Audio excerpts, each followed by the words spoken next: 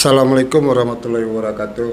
Baik, Oh, jumpa lagi dengan saya channel Sona Lampung. Baik, kita malam ini kan baru bincang-bincang dengan Ketua SMSI Lampung Tengah, Bapak Sudirman Hasanuddin. Selamat malam. selamat malam Pak Indra Alamsyah. Apa kabar? Alhamdulillah sehat. Sehat ya. Sehat. Apa kegiatan? Kegiatan kita semenjak pandemi ini kita mempunyai hobi baru nih. Apa itu? Hidup seni dalam bonsai. Weh, mantap itu. Yang mana sedikit banyak ya bisa membantu kalau bahasanya itu ekonomi kreatif. UMKM ya. Hampir-hampir sama lah. Tapi UMKM itu dapat bantuan gede loh. Dapat. Berarti lo ngajuin. Kalau nggak ngajuin juga dapat lah. UMKM kan itu melalui pemerintah, kita kan bukan pemerintahan, kita mandiri. Diri ya. Iya. Ya pantas lo dah. Saya lihat upload bonsai. Itu menjadi seni dalam gimana ya? Tadinya kurang tertarik, begitu kita mencoba, ternyata menyukai hobi bonsai itu lebih asik dan menarik itu Pak Indra. Begitu ya. Iya. Yang menjadi seni, benar-benar seni itu kita menunggu waktu. Kayak berpuasa Iya. gitu. Menunggu maghrib. Sama ya. prosesnya itu agak lama, itu bukan instan. Iya sih. Nggak bisa instan ya. Jadi Ya bertahun-tahun orangnya. jadi mengetes kesabaran lah yang pasti hidup di bonsai. Ini ngomong-ngomong lagi viral surat kaleng. Apa kira-kira? Surat kaleng itu kalau dia ditanggapin, dibesarin, dia bisa menjadi besar. Kalaupun dia nggak ditanggapin juga, hanya ditanggapin biasa-biasa aja, dia bisa pun menjadi biasa-biasa aja. Karena yang namanya surat kaleng itu kan surat yang tidak punya isi ataupun makna yang pas. Artinya isi tersebut itu sudah dipastikan isi yang dibuat secara rekayasa. Jadi ya namanya juga sudah surat kaleng. Nggak ada tuan ya. Nggak ada tuan itu bisa dikatakan membuat isu terbaru lah. Bisa dikatakan seperti itu. Tapi kemarin saya baca berita ada yang berkunjung ke kantor SMIS itu. Ya, Siapa itu? itu Ibu Indah Amelia yang kebetulan beliau namanya salah satu dicatut di dalam surat kaleng tersebut. Jadi beliau merasa keberatan dan tidak terima lah, tidak terima atas tuduhan yang dibuat dalam surat kaleng tersebut. Dia selaku diperintahkan ataupun asisten dari sekda di dalam surat tersebut ya. Di dalam surat tersebut nama dia itu nomor 2. Nomor 2 yang diperintahkan oleh Pak Sekda. Jadi dia nggak terima. Nah, dia konsultasi ke saya.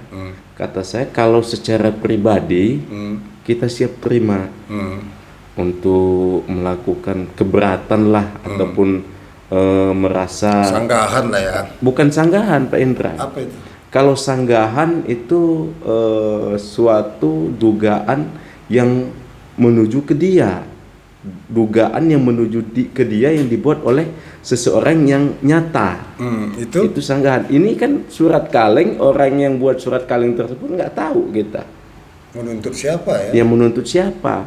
Nah, jadi maksud tujuan kedatangan Ibu Indah Amelia kemarin itu dia menyatakan bahwa dia merasa keberatan dan dia merasa terpukul atas surat kaleng tersebut, yang mana dia tidak pernah ataupun tidak pernah tahu menau dan tidak pernah mengetahui tentang adanya bisa dikatakan pungli dalam lelang atau dalam jual beli jabatan tersebut. Sama dia dilibatkan, padahal Bu Indah Amelia itu kan selain dia memang ASN, dia kan ketua Forkimala Lampung Tengah. Jadi dia merasa banyak yang bertanya kepada dia apa iya. Tapi di situ juga dia merasa kebingungan. Artinya mau tidak mau dia harus melakukan memberikan pernyataan lah pada intinya. Memberikan pernyataan kepada media. Nah, saya sarankan kemarin itu Pak Indra, jika itu atas nama pribadi untuk memberikan pernyataan kepada media, silahkan hadir di kantor SMSI 1 kali 12 jam kerja itu pintu terbuka. Tapi kalau atas nama pemerintahan saya nggak sanggup, karena pemerintahan itu ada badan sendiri. Kita nggak mau, apa namanya itu, umpama dia mengatasnamakan atas nama pemerintah, nggak bisa, karena Bu Indah Amelia itu masih ada di atas beliau gitu. Jadi ada yang punya hak yang tepat lah gitu, yang lebih kompeten. Lebih kompeten. Kita nggak mau, tapi atas nama pribadi ya monggo kita jamu beliau kemarin itu. Didampingi siapa tuh? Beliau didampingi salah satu stafnya yang hadir tuh kemarin. Iya, cuman pada saat pengambilan gambar memang stafnya nggak masuk. Cuman mereka berdua. Iya, saya lihat beritanya. Sebenarnya kok cuma dia sendiri, nggak mana yang lain. Itu atas nama pribadi. Pribadi. Ya. Jadi kalau dia mengatasnamakan orang lain atau mengatasnamakan pemerintahan, saya nggak mau, Pak. Karena pemerintahan itu berdiri tentu ada bidangnya yang berkompeten, ada inspektorat, ada bagian hukum, ada segala macam lah, ada staf ahli dan segala macam. Kita nggak mau lah melangkah terlalu jauh menyikapi hal tersebut, karena kita nggak tahu persis apa sebenarnya yang terjadi. Tapi itu ada nomor teleponnya loh di situ tuh. Saya lihat di surat itu. Nomor telepon sampai dengan hari ini, begitu saya dapat surat tersebut, saya coba menghubungi, siapa tahu nyambung, mau klarifikasi nih kebenarannya, pikir saya kan, tujuan saya. Ternyata sampai dengan malam ini nggak, WA saya SMS pun nggak masuk dan telepon pun nggak pernah aktif. Di WA? Di WA kayaknya nomor itu bukan nomor WA deh. Nggak ada ya? Nggak ada. Nomor itu bukan nomor WA. Jadi begitu saya terima surat itu, saya pastikan surat ini adalah surat kaleng dan tidak bisa dipertanggungjawabkan. Surat tersebut. Ya. Iya. Tapi setelah banyak bermunculan berita di media online, kan banyak tuh. Iya. Ada nggak dia istilahnya menulis berita lagi terkait itu, nggak ada ya? Apa hanya di surat itu aja? Hanya di surat itu aja. Nggak ada sanggahan dari dia membenarkan ini, itu nggak ada ya? Nggak ada. Maksud Bang Indra kan begini, surat itu surat pertama dia maksudnya. Ada surat susulan, kayaknya sih nggak ada. Nggak ada ya? Nggak ada. Cuma satu kali. Cuman satu kali itu yang pasti itu ya mungkin dilakukan oleh seseorang yang sudah pasti tidak bertanggung jawab lah ya. Tidak bertanggung jawab, dan itu saya rasa mencoba untuk menyelam di tengah lautan. Maksudnya gimana? Mencoba menyelam di tengah lautan itu jika itu berhasil, berarti ada kita nggak bisa menduga ya. Ada mungkin itu yang membuat surat tersebut memang atas nama si Herman. Ya, Herman Shah. Herman Shah, Dr. Handes Herman Shah MM itu kalau nggak salah. Nah mungkin nama kayak saya nih, saya yang buat surat tapi namanya saya tulis nama Indra Alamsyah gitu. Padahal saya yang nulis. Kebetulan tempat tinggal saya di Lampung Tengah, tapi saya keliling ke Jakarta, saya taruh di kantor pos. Di kantor pos tersebut kan tidak meminta KTP pengirim. Iya, dia hanya menyampaikan. Hanya menyampaikan.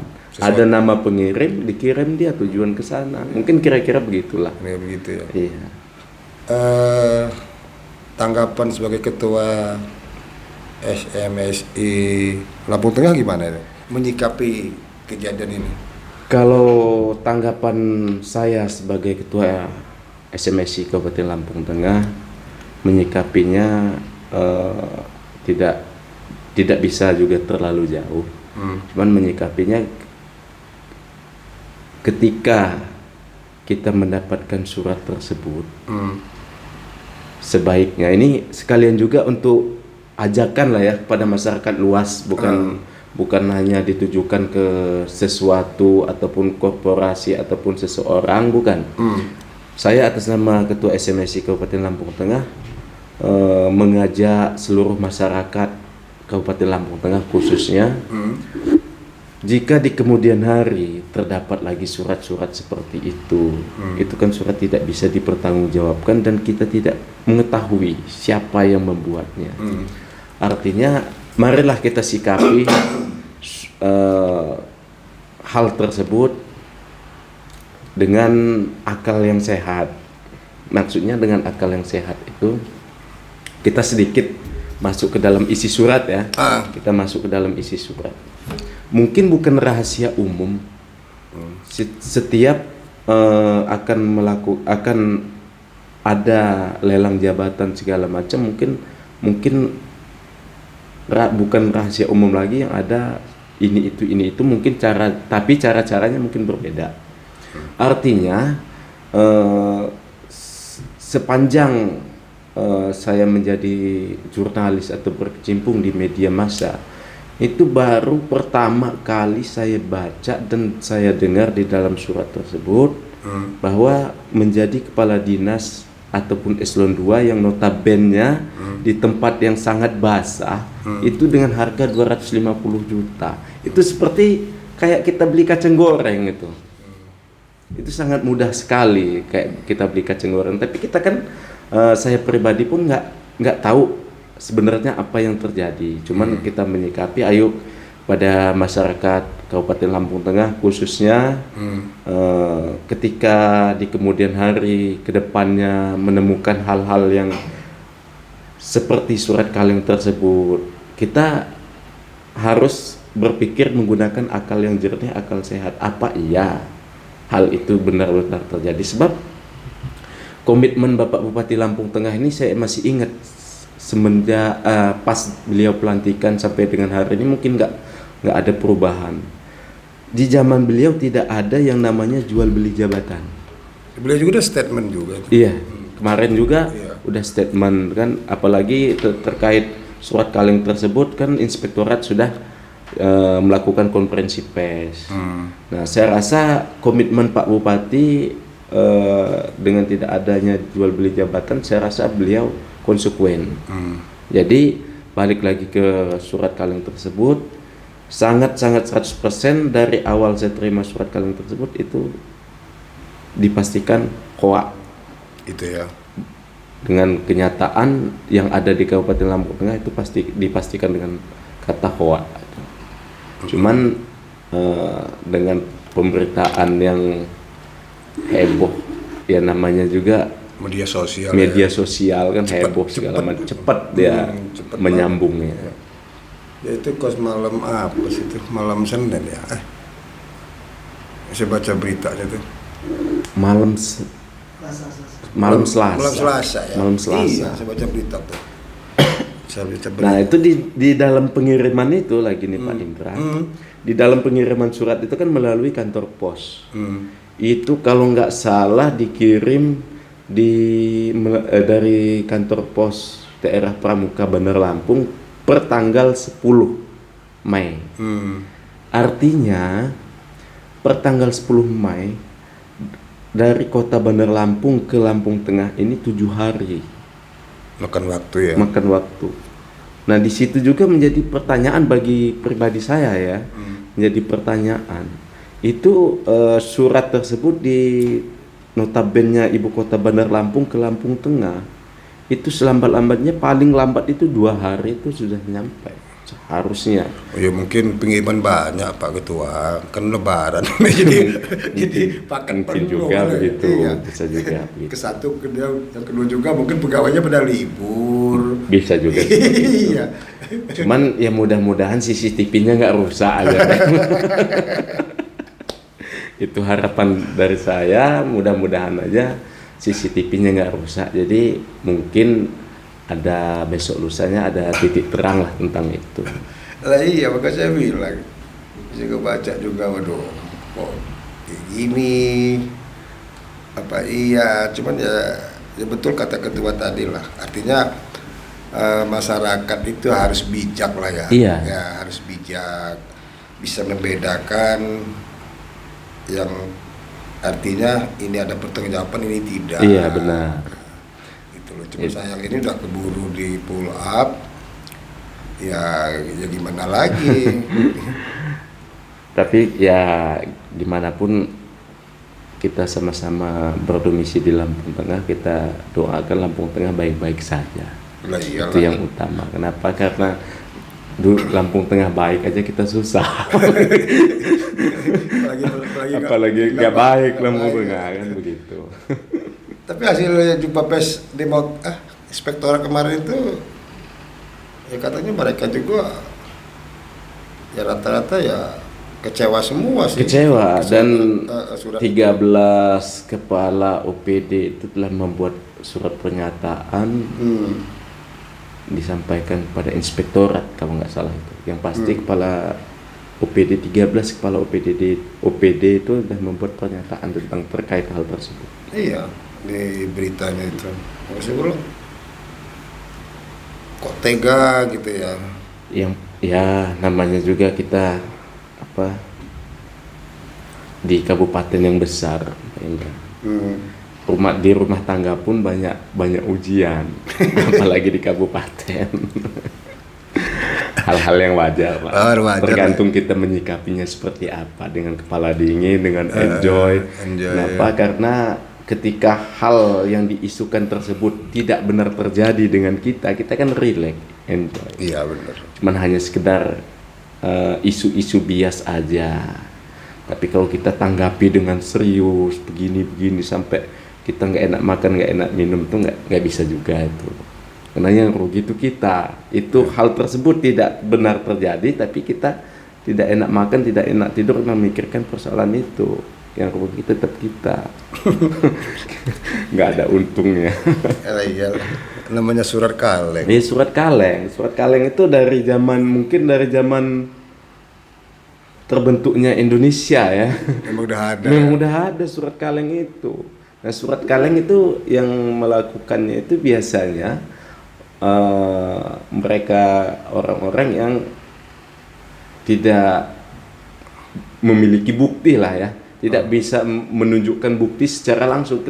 Kalau mereka bisa menunjukkan bukti secara langsung, mereka tidak mengirimkan surat kaleng. Langsung laporan. Langsung laporan mereka.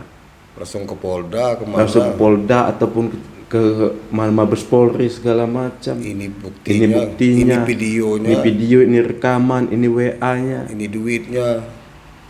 Artinya mereka kan nggak memiliki bukti.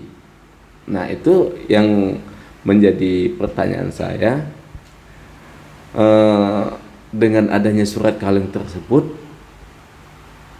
dan isi surat kaleng tersebut yang nggak masuk logika, yang jadi pertanyaan saya, isi surat tersebut itu secara mendetail, nama surat yang tercantum dalam surat tersebut itu namanya mendetail sampai pangkat. Ada semua ya? Ada semua. Titel lengkap nama tersebut. Ya? Jadi artinya itu mereka yang mengerti atau yang mengetahui tentang ASN Lampung Tengah.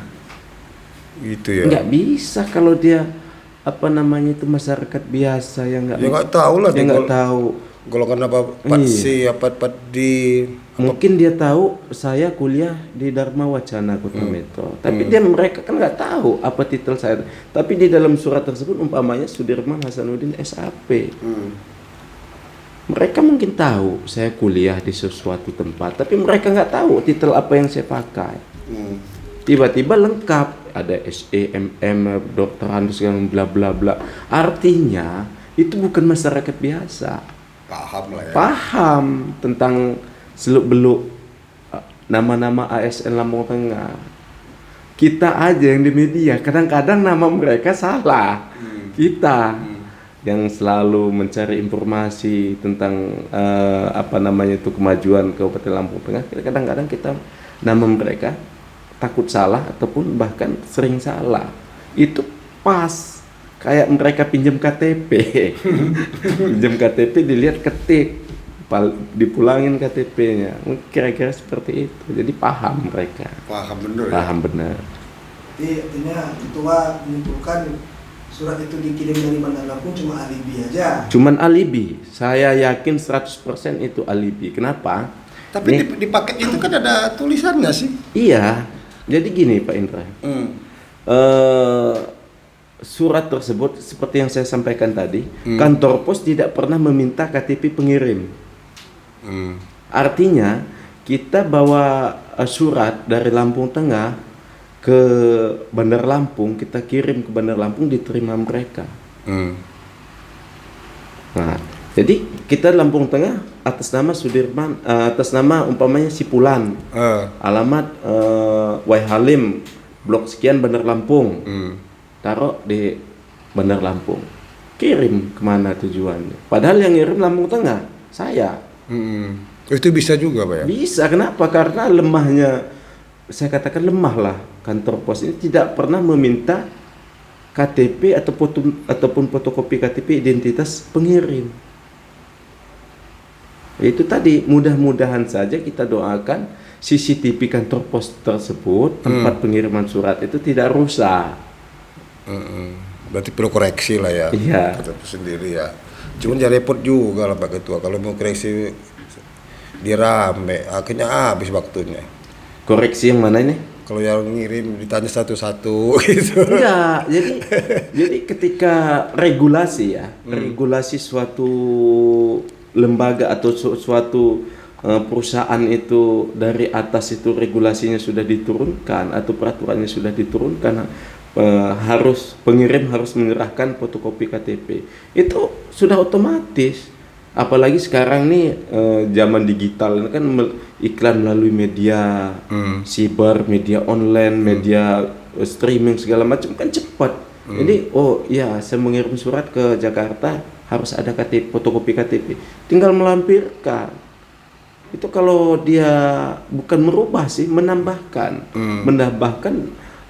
supaya di kemudian hari itu menjadi tidak dipersulit, bukan tidak dipersulit, tidak sulit untuk dengan hal-hal seperti ini.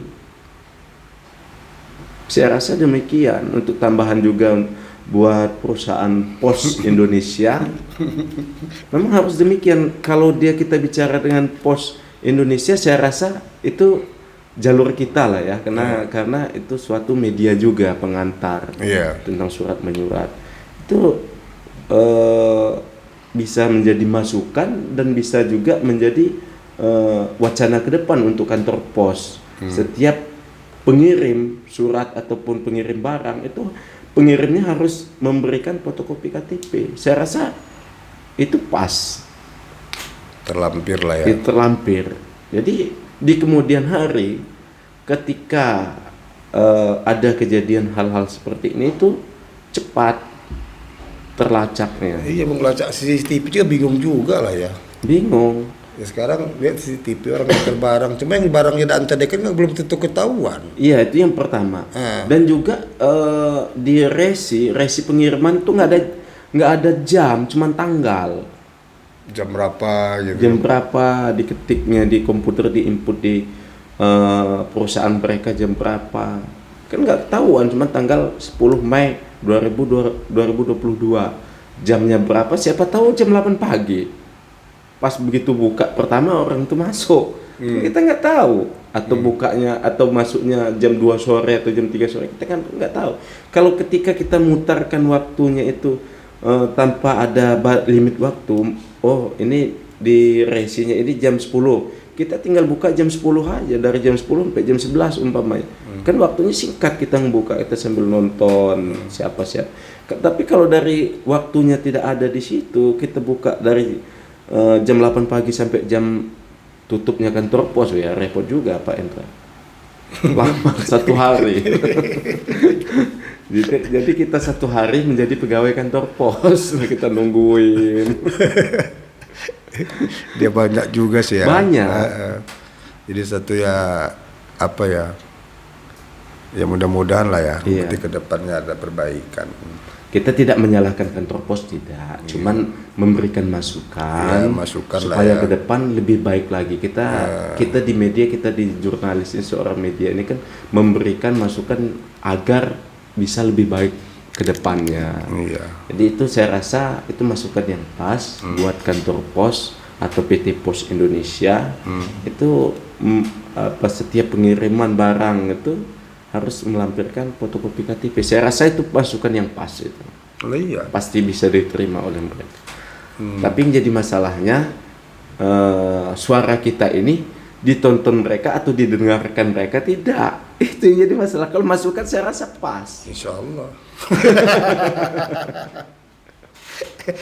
Jadi kesimpulannya apa ini Ketua? Kira-kira. Jadi kesimpulannya kita sama-sama memperbaiki apa yang tidak baik di Kabupaten Lampung Tengah. Jadi kita sama-sama membenahi apa yang kurang di Kabupaten Lampung Tengah. Kalau kita selalu menyalahkan, kalau kita selalu kritik itu saya suka, kritik membangun. Tapi kalau kita selalu menyalahkan, menyudutkan itu juga kurang baik. Jadi surat kaleng itu termasuk kritik juga apa itu?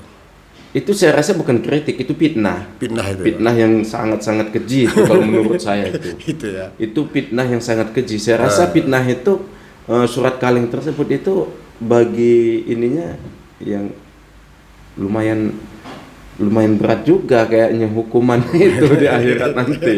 Karena dia fitnah yang paling keji itu. Jadi apa yang disampaikan kira-kira? Jadi kalau kita sebagai masyarakat Kabupaten Lampung Tengah, mari kita membenahi apa yang kurang, memberikan masukan apa yang keliru, membenarkan kalau itu memang benar. Jangan menyalahkan itu sudah benar disalahkan, jangan itu keliru dibenarkan.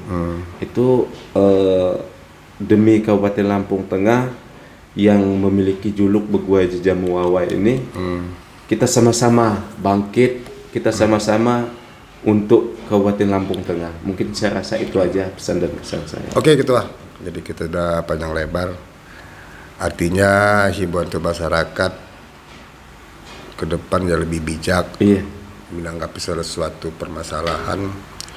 Artinya bisa membedakan antara kebenaran atau yang tidak. Oke, demikian dulu. Terima kasih ini sudah ngobrol-ngobrol. Sama-sama, Pak. Demikian dulu bincang-bincang kami dengan Ketua SMI Lampung Tengah Pak Sudirman Senudin.